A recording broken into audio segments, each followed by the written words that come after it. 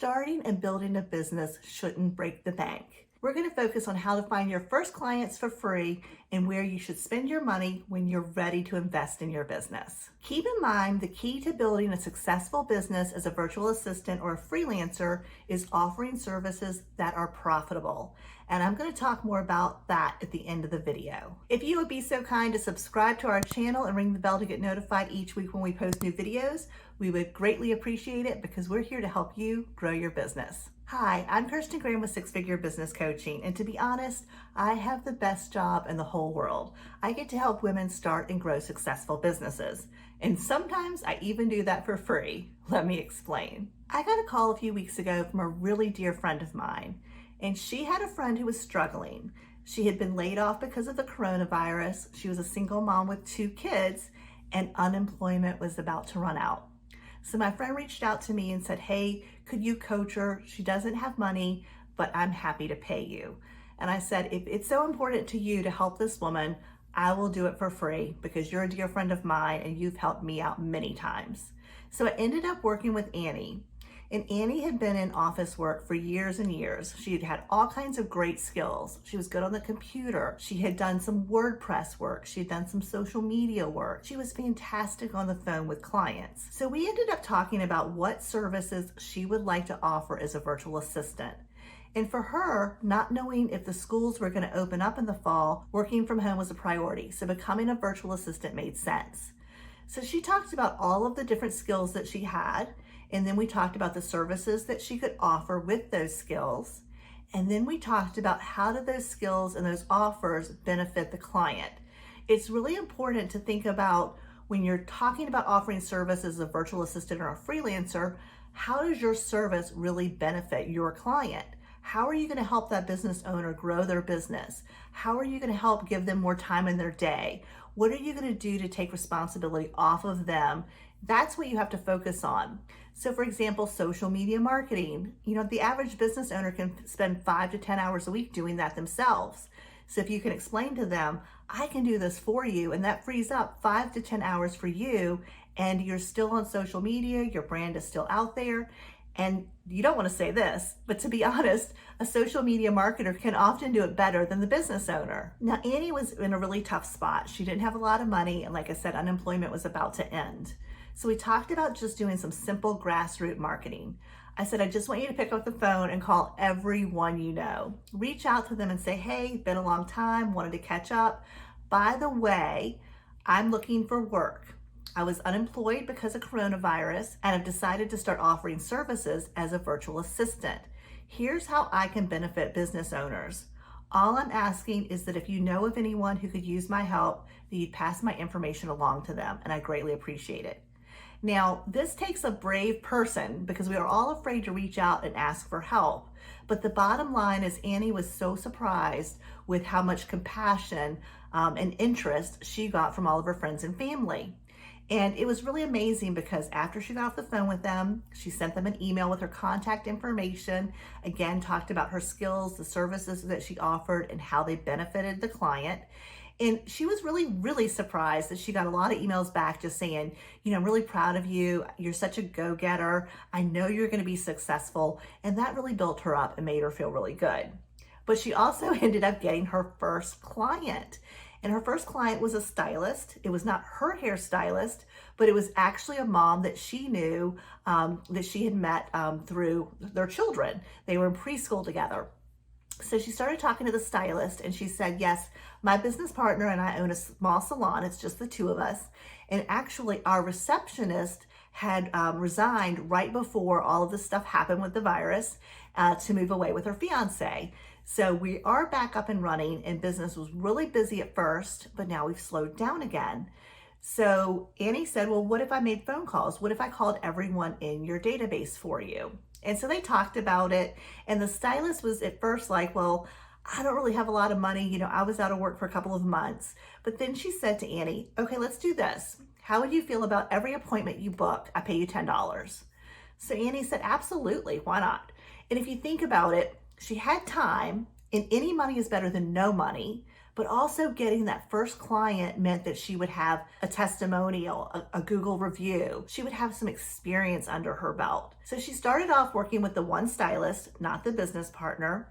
And so they talked about their plan. And actually, Annie came up with this, and I'm really, really proud of her.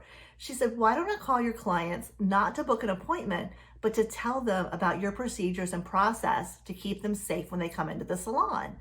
And then I will also say, after I explain all of that to them, how you're wearing masks and how you're cleaning everything and how you're having one client at a time, I will explain to them, hey, if you'd like to book an appointment, I can do that for you now. And this was very well received. And she ended up booking appointments. So eventually the other stylist, the business partner, also asked Annie to make phone calls for her.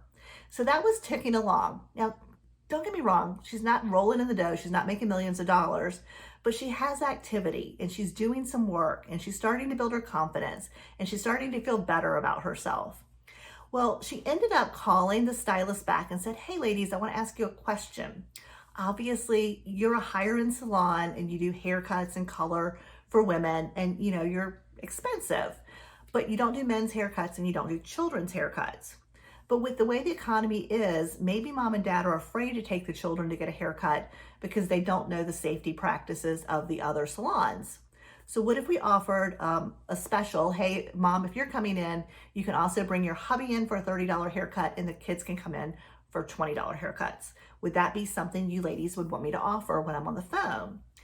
So they thought about it and they thought, well, why not? We're not slammed, we're not busy. It's really a good service.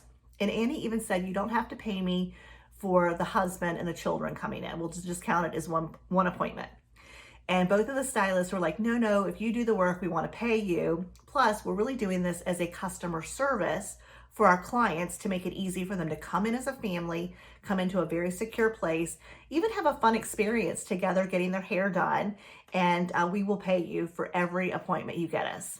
So she ends up making fairly decent money because she ends up booking them, and she actually started booking them weeks out. So she was doing a really good job. Also keep in mind, the stylists are not doing what they would normally do, which is cutting one person's hair while they're coloring someone else's hair, because they're not having multiple people in their area at the same time. So it was quite interesting to see how this played out for them. Well, it ends up bringing Annie to her second client, because the hairstylist was working on a financial planner's hair. And she said, hey, I didn't see your receptionist up front. They said, oh, the lady that called you, Annie? And she said, yes. And they said, well, she doesn't work here. She's a virtual assistant that we hired just to help us out. And the financial planner said, well, is she looking for other work? Is she looking to help other people? And so they passed on Annie's information, and the financial planner reached out to Annie and they talked about it. So ultimately, Annie ended up going to work for the financial planner for 10 hours a week at $20 an hour. She was doing the exact same thing she was doing for the stylist, in the sense that she was making calls and talking about the safety procedure for meetings, whether it was in person or that they could have financial meetings via Zoom. She also sent out reminder emails and paperwork for the financial planner, and she even called the clients the day before for appointment reminders. So she was doing a few more things for this client than she was for just the stylist. It was fantastic. So after working for the financial planner for a couple of weeks, Annie said, hey, just so you know, I have room for other clients. If you know anybody who's looking for help, I'm going to send you an email that tells you, about my services and what I do for business owners and how I can help them. So the financial planner said, hey, I've got a client who owns an auto repair place, and he actually needs some help with his marketing. So she introduced Annie, and she ended up picking up this client for contract work to do some of his marketing for $300 a month. So as you can see, it was a ripple effect. By being brave and making phone calls, Annie ended up getting 3 clients within a month. Think about that. 3 clients in a month for someone who's brand new. Now, like I said before, she's not rolling in the dough, but she's getting started. And some money's better than no money. And she went ahead and asked all 3 clients for Google reviews, which they did. She asked for testimonials, and they want to help her. So now she's starting to build her brand with reviews and testimonials, and her Facebook page. Those are all things you can do for free. But Annie's next step was, where can I invest a little bit of money? Now, because her business was local, she ended up working with local clients. We decided the best thing that she could do right away was get business cards done, because then she could give them to the stylist and the financial planner and the auto mechanic, and they could all hand them out to other people. We also talked about making sure she was solid on all of her social media platforms, which she was because she was planning to offer social media marketing to her clients. We also talked about the importance of email marketing. And email marketing, the reality is that's free. You can use ConvertKit or MailChimp, and I'll put links below for those. Those are free until you get up to a certain amount of users. So you can start doing your own email marketing at really no cost. We also talked about her buying a domain name, setting up hosting, and building a website. So that's where we decided she would spend her money as she got money in. So she's going to buy her domain name first. She'll probably wait a couple more months and then build a website. And she's debating on whether she could learn to build it herself or if she'll hire someone to do that. So again, when you think about your budget and how you want to spend your money, you don't have to break the bank. You don't have to spend a fortune to get started. And as you can see, in some cases, you don't have to spend any money. Social media platforms are free. Email marketing is free until you get to a certain point.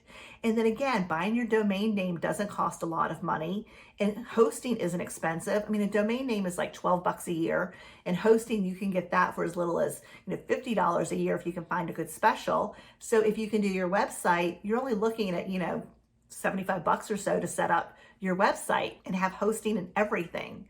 So you just need to prioritize what's important to you. Have you ever gotten a client from making phone calls or just sending emails to people you know? We'd love to hear about your success stories. Leave us a comment below. So as I said in the beginning, part of building a profitable business is offering profitable services. And so we have a couple of videos, and we'll link them here and here to let you know about building a profitable business. We also have a guide, and I'll put that in the description below. And it talks about some of the most profitable services you can offer and what you can expect to charge. Make sure to check that out before you leave.